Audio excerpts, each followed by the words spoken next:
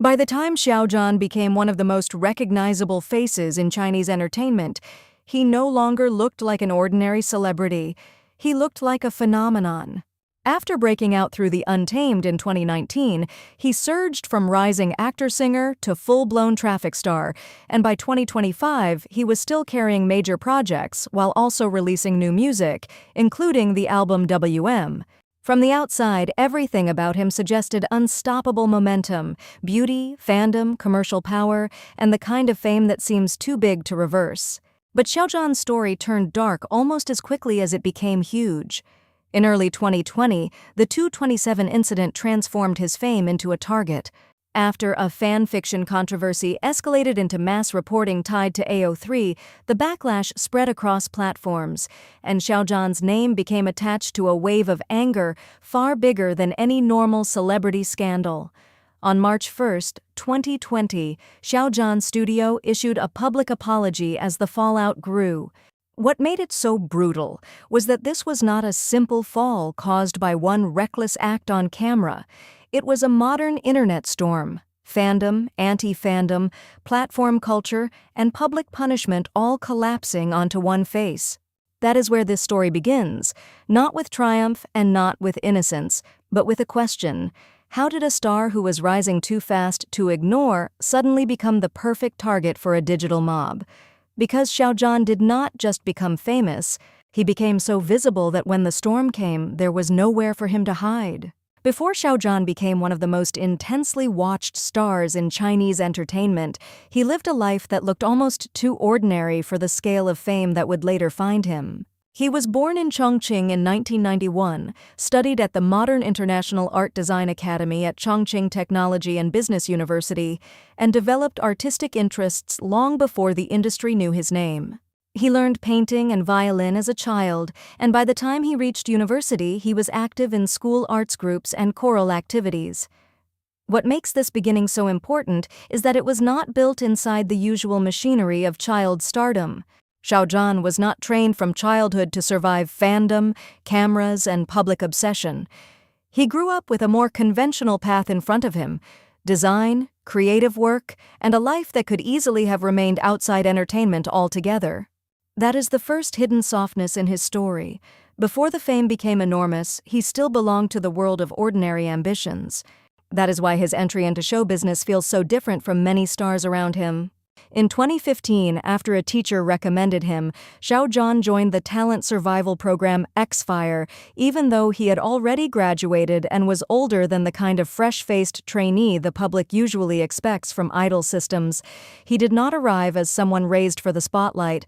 He arrived as someone stepping into it comparatively late, with no guarantee that the transition would work. In 2016, he debuted as the main vocalist of X9, and around the same time he began acting in projects like Superstar Academy. But that early stage of his career did not yet feel like the beginning of a giant destiny. It felt uncertain, experimental, and fragile. The life of a man trying to learn an entirely new system in public while already carrying the quiet pressure of having started later than many of his peers. That detail matters emotionally because it changes the way his rise feels. Xiao Zhan did not come from a childhood prepared for fame. He had to become legible to the entertainment industry fast, while also figuring out whether he belonged there at all. And maybe that is why the years before his breakout matter so much. Between 2016 and 2018, he kept moving through supporting roles, cameos, and smaller projects, including Oh My Emperor, where he began earning more recognition as a performer. But none of this yet made him the Xiao Zhan the world now recognizes. He was still in the process of being assembled, not just as an actor or singer, but as a public figure. The man who would later become a traffic star with a fandom strong enough to shake the internet was, at this stage, still someone learning how to carry visibility. That is the emotional truth of Xiao Zhan before the Untamed. He entered the industry not as a born idol, but as someone who came late, adapted quickly, and quietly climbed through a system that does not usually wait for late arrivals to catch up. Before the storm, before the worship, before 227 turned his name into a battlefield, Xiao Zhan was simply a man trying to make the spotlight feel like somewhere he could stand. Xiao Zhan's rise did not feel inevitable until suddenly it felt too big to stop. Before 2019, he was still a latecomer trying to build momentum inside an industry that rarely waits for people who arrive after the usual trainee window. He had debuted with X9 in 2016 as the group's main vocalist and was gradually picking up acting work, but none of that yet suggested the scale of what was about to happen. Then the Untamed arrived, and everything changed at once. The drama did not just make him more visible, it detonated his name across fandom culture, streaming culture, social media, and international discussion all at the same time. PR Newswire reported in July 2019 that the series had topped domestic Chinese web drama rankings and even became the top trending topic on Twitter while drawing growing overseas attention. Global Times later reported that the show's popularity had spread strongly into markets like Thailand and South Korea, with huge overseas fan enthusiasm around cast events. This is the moment Xiao Zhan stopped feeling like a promising actor-singer and started feeling like a phenomenon the internet itself had decided to carry. And because he played Wei Wuxian, a role full of beauty, pain, chaos, defiance, and emotional magnetism, the reaction was not mild admiration. It was attachment. The audience did not just watch Xiao Zhan rise, it locked onto him. What made that breakthrough so powerful was that it changed not only his fame, but the meaning of his image. Before the Untamed, Xiao Zhan still looked like someone assembling a career. After it, he looked like a true traffic star, a celebrity whose name could move fandom energy, commercial attention, and public conversation at a scale far beyond normal popularity. That kind of fame is different from ordinary success because it does not stay inside the work. It spills outward into every measurable thing: searches, brand power, fan activity, online discourse, media obsession. And Xiao Zhan did not vanish after the hit, which is what makes this part of the story more important. He carried the momentum into projects like Joy of Life in 2019 and later high-profile dramas that kept his face and name fixed in the public imagination. The first anniversary of The Untamed alone generated enormous online activity. Global Times reported that the related Sina Weibo hashtag had passed 1.4 billion views in 2020, while international users were also celebrating the show online. That matters because it shows that Xiao Zhan's rise was not a one-week craze. It became a fandom ecosystem. The role had turned him into more than a handsome actor with a hit. It had turned him into a center of emotional and digital gravity. And once that happens to a star, life becomes much more dangerous, because traffic fame does not only reward, it amplifies. That is why this chapter of Xiao Zhan's life feels both triumphant and ominous at the same time. On the surface, he had achieved the dream: national recognition, exploding fan devotion, global attention, and the kind of beauty the camera seemed born to magnify. But underneath that success, a quieter danger was already forming. The faster a star rises through fandom culture, the less control he really has over the emotional machinery surrounding him. Xiao Zhan had become too visible, too adored, too symbolically important to his supporters, and too irritatingly unavoidable to his detractors. In other words, The Untamed did not simply make him powerful, it made him vulnerable in a new way. The same internet that could lift him into obsession could also turn that obsession into punishment. And that is what makes this Rise chapter so important to the whole script. Xiao Zhan did not just become famous. He became the kind of famous that no longer belongs only to the artist. It belongs to fandom, to discourse, to projection, to desire, to resentment. He had finally reached the height he had entered the industry late to chase, but by reaching it so quickly and so completely, he also stepped into the exact kind of spotlight that can turn a star into a battlefield. The darkest turn in Xiao Zhan's story came not from a failed project, a reckless scandal, or one disastrous interview. It came from the internet, and from the terrifying speed with which fame can become a weapon once it stops belonging only to the person at the center of it. In early 2020, a fanfiction controversy tied to the Untamed fandom spiraled into what became known as the 227 incident. A work called Falling circulated on AO3 and other platforms, reimagining Xiao Zhan and Wang Yibo in ways that some of Xiao Zhan's fans considered insulting and explicit. Groups of fans then began reporting the work and related content. After that escalation, AO3 was blocked in mainland China, and a huge number of users blamed Xiao Zhan's fandom for triggering the loss of access to one of the internet's most important fan fiction archives. That is where the emotional shape of the story changed, because at that moment, Xiao Zhan stopped being just a star in the middle of a boom. He became the face attached to a cultural loss that made thousands of people furious. He did not need to be the direct architect of the entire chain of events for the backlash to land on him anyway. In the logic of internet outrage, visibility is enough, and Xiao Zhan by then was visible enough to absorb every layer of anger at once. What followed was not ordinary criticism, it was mass punishment. As the backlash spread, Xiao Zhan's name was dragged into a boycott movement that targeted not only him, but also his fans and even brands associated with him.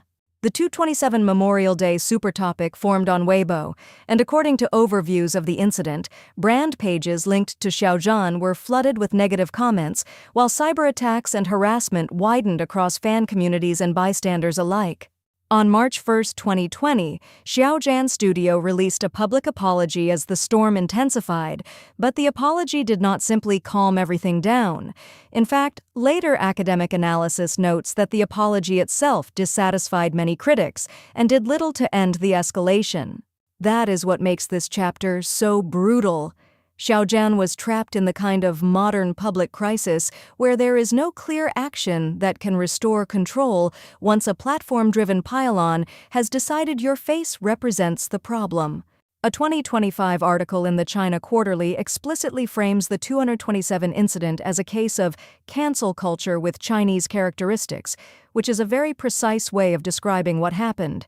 Fandom conflict, censorship, moral outrage, and organized punishment all fused together into a campaign large enough to redefine how one of the biggest stars in the country was being seen. Xiao Zhan's fame had made him powerful. Now it made him absorbent. The larger his image had become, the easier it was for the entire internet to turn that image into a surface for collective rage. And maybe that is why this part of Xiao Zhan's story feels heavier than a normal scandal arc. He was not simply being judged for a private wrongdoing with a beginning, a verdict, and an ending. He became the symbolic center of a digital war bigger than himself, a conflict about fandom behavior, censorship, artistic freedom, queer fan culture, celebrity responsibility, and the terrifying instability of online adoration. When Xiao Zhan finally gave his first major interview after the incident in May 2020, reporting on the interview noted that he apologized, expressed confusion about how events had developed from February 27 onward, and said he did not believe idols should be treated as superiors who control their fans. That response matters because it shows the exact emotional trap he was inside. He could speak, but speaking could not fully solve the problem. He could apologize, but apologizing could not erase the fact that millions of people had already turned his name into shorthand for something much larger and uglier than any one performer can manage. This is the true emotional center of the Xiao Zhan script. 227 did not just damage his image, it exposed how fragile modern fame really is when fandom, anti-fandom, and platform culture all decide to use the same person as a battleground. Xiao Zhan did not simply suffer a backlash. He lived through a moment when being loved too intensely made him easier to destroy. And once a star survives that kind of storm, he is never just popular again. He becomes someone the world has already seen under public fire. What makes Xiao Zhan's ending powerful is that it does not feel like a clean redemption arc. It feels like endurance made visible. After the violence of 227, the most important thing was not that he returned overnight with some perfect public apology and instantly restored image. It was that he kept working, kept appearing, and slowly forced the conversation to become larger than the wound. Sunshine by My Side in 2023 mattered for exactly that reason. It reminded people that Xiao Zhan could still hold a contemporary drama without needing the chaos of fandom to carry every scene for him. The role of Shenyang let him appear softer, steadier, and more grounded than the version of him the public had seen during the ugliest years of backlash. That matters emotionally because it suggests something simple but hard-won. He did not disappear into the storm. He lasted past it, and once a star survives long enough for audiences to watch him in a calmer frame again, the old narrative begins to loosen its grip. But the real payoff comes from what happened after survival. Xiao Zhan did not return smaller. He returned with projects that kept proving his scale. In 2025, The Legend of Zhang Hai premiered on May 18, 2025, placing him at the center of a major revenge-driven period drama and confirming that he still had the weight to headline one of the year's biggest television releases. That same year, his album WM was available globally on Apple Music on March 14, 2025, showing that his presence was still extending across both acting and music rather than shrinking into one safer lane. This is what changes the emotional meaning of his story. If 2027 was the moment fame turned into a weapon, then the years after it became proof that the weapon had not been enough to erase him. Xiao Zhan was not only still visible, he was still bankable, still castable, still followed, and still powerful enough to make the industry keep building around him. So maybe that is the real ending of Xiao Zhan's story, at least for now. Not innocence restored and not scandal forgotten. Something more complicated than both. He entered the industry late, exploded through the Untamed, got caught in one of the most punishing internet backlashes attached to a Chinese star in recent memory, and still remained standing long enough for the work to keep growing around the damage. That is why his arc feels bigger than ordinary comeback language. He did not simply recover. He absorbed a level of public hostility that could have permanently reduced him to one incident, and then he kept moving until the incident became only one chapter instead of the whole book. The storm is still part of his mythology. It probably always will be. But now it sits beside something else. Proof of scale, proof of stamina, proof that the man at the center of that digital fire did not vanish when the internet wanted him to. Xiao Zhan did not defeat the storm by pretending it never happened. He defeated it by staying alive inside his own fame, long enough to become larger than the worst moment attached to his name.